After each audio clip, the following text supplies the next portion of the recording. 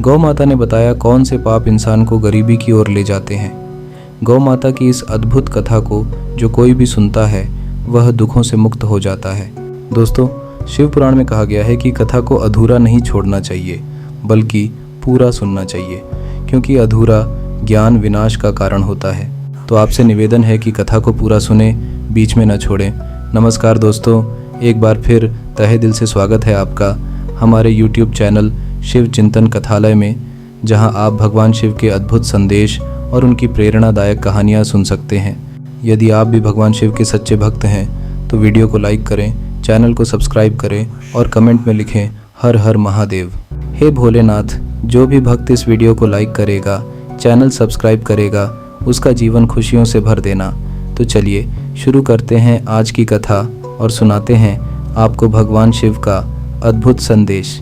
प्रिय भक्तों, आज की कथा बहुत ही अद्भुत और विशेष है, जिसमें हम जानेंगे कि गौ माता ने बताया कि मनुष्य किस पाप के कारण गरीब होता है, और साथ ही यह भी जानेंगे कि वे कौन से 3 लोग हैं जिनके घर में आने से गरीबी और दुख बने रहते हैं। प्राचीन काल की बात है, जब कैलाश पर्वत पर भगवान शिव और माता पार्वती विराजमान थे और प्रकृति के सौंदर्य का आनंद ले रहे थे। माता पार्वती ने भगवान शिव से कहा, हे महादेव, हमें पृथ्वी लोक पर भ्रमण किए हुए काफ़ी समय हो गया है, क्यों न एक बार फिर से पृथ्वी लोक का भ्रमण किया जाए। भगवान शिव ने मुस्कुराते हुए उत्तर दिया, उमा, तुम सही कह रही हो, हमें चलना चाहिए। इस प्रकार दोनों पृथ्वी लोक पर एक सुंदर बगीचे में पहुँचे और एक वृक्ष की छाया में बैठ गए, जहाँ कई गौ माताएं घास चर रही थीं।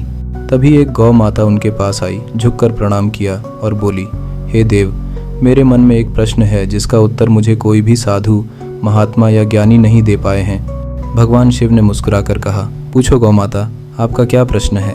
गौ माता ने कहा, मनुष्य के किस कर्म के कारण वह गरीब होता है, और वे कौन से 3 लोग हैं जिनके कारण घर बर्बाद हो जाता है। क्या भाग्य के कारण ही अमीर और गरीब होते हैं। भगवान शिव ने मुस्कुराते हुए कहा, हे गौ माता, आपका प्रश्न अत्यंत महत्वपूर्ण है। इसका उत्तर मैं आपको एक कथा के माध्यम से दूंगा। प्राचीन समय में एक नगर में एक धनवान व्यापारी रहता था। उसका नाम वसुदेव था। वह अपने परिश्रम और ईमानदारी के लिए प्रसिद्ध था। उसकी पत्नी सुमति धर्मपरायण और दयालु थी। उनका एक पुत्र था, नाम था धर्मपाल। वसुदेव ने अपने पुत्र को अच्छे संस्कार और शिक्षा दी थी, लेकिन समय के साथ धर्मपाल बुरी संगत में पड़ गया और जुआ, शराब और अन्य बुरे कर्मों में लिप्त हो गया। वसुदेव और सुमति ने उसे समझाने की बहुत कोशिश की, लेकिन धर्मपाल ने उनकी एक न सुनी। वसुदेव और सुमति अपने पुत्र धर्मपाल की बुरी आदतों को देखकर बहुत चिंतित थे। उन्होंने कई बार उसे समझाने की कोशिश की, लेकिन धर्मपाल को अपनी गलतियों का एहसास नहीं हुआ। धीरे धीरे उसने घर के धन का दुरुपयोग करना शुरू कर दिया।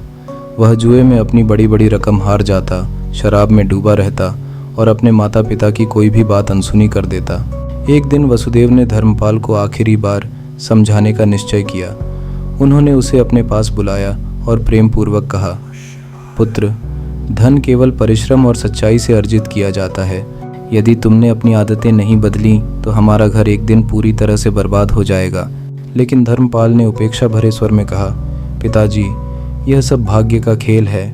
अमीर और गरीब होना हमारे कर्मों से नहीं बल्कि हमारे नसीब से तय होता है। वसुदेव दुखी होकर बोले, पुत्र, यह सच नहीं है। केवल भाग्य पर निर्भर रहने वाला व्यक्ति कभी सफल नहीं हो सकता। अच्छा, भाग्य भी मेहनत और ईमानदारी से अर्जित किया जाता है, परंतु धर्मपाल पर इसका कोई प्रभाव नहीं पड़ा। कुछ ही महीनों में उसने घर का अधिकांश धन उड़ा दिया। नौकर चाकर भी उसे छोड़कर चले गए। व्यापार में घाटा होने लगा और धीरे धीरे वसुदेव का समृद्ध परिवार दरिद्रता की ओर बढ़ने लगा। एक दिन जब घर में भोजन तक के लिए अनाज नहीं बचा, सुमति ने रोते हुए कहा, देखो धर्मपाल, तुम्हारी बुरी आदतों के कारण आज हमारा घर इस स्थिति में आ गया है। यदि अब भी तुमने सुधरने का प्रयास नहीं किया तो हम पूरी तरह से बर्बाद हो जाएंगे। उस दिन धर्मपाल ने पहली बार अपने माता पिता की दशा को ध्यान से देखा। उनके चेहरे की उदासी और आंखों में आंसू देखकर उसे अपनी गलती का थोड़ा सा एहसास हुआ। उसने सोचा, क्या सच में मेरे कर्मों की वजह से ही हमारा परिवार इस हाल में पहुंच गया है। परंतु अभी भी उसके मन में संदेह था। वह अब भी यह मानने को तैयार नहीं था कि उसके कर्मों का प्रभाव उसकी गरीबी पर पड़ सकता है।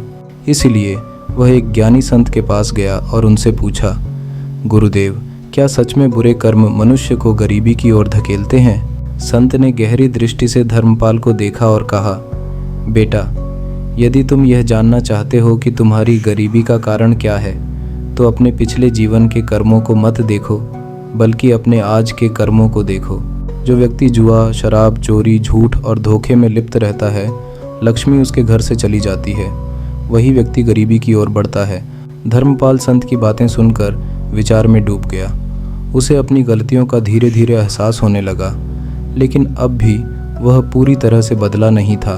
कुछ दिनों बाद एक रात वह फिर से जुआ खेलने गया और वहां उसे अपनी आखिरी संपत्ति भी हारनी पड़ी।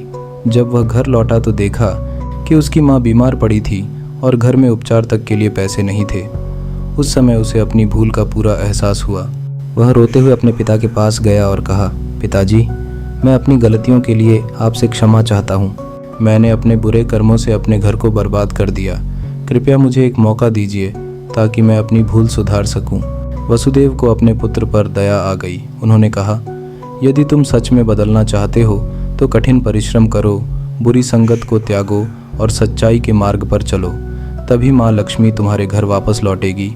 धर्मपाल ने अपने पिता के चरणों में गिरकर प्रतिज्ञा की कि वह अब अपने जीवन को सुधारने का हर संभव प्रयास करेगा। उसने मेहनत करनी शुरू की, बुरी आदतों को त्याग दिया और सत्यनिष्ठा से व्यापार में लग गया। धीरे धीरे उनकी स्थिति सुधरने लगी।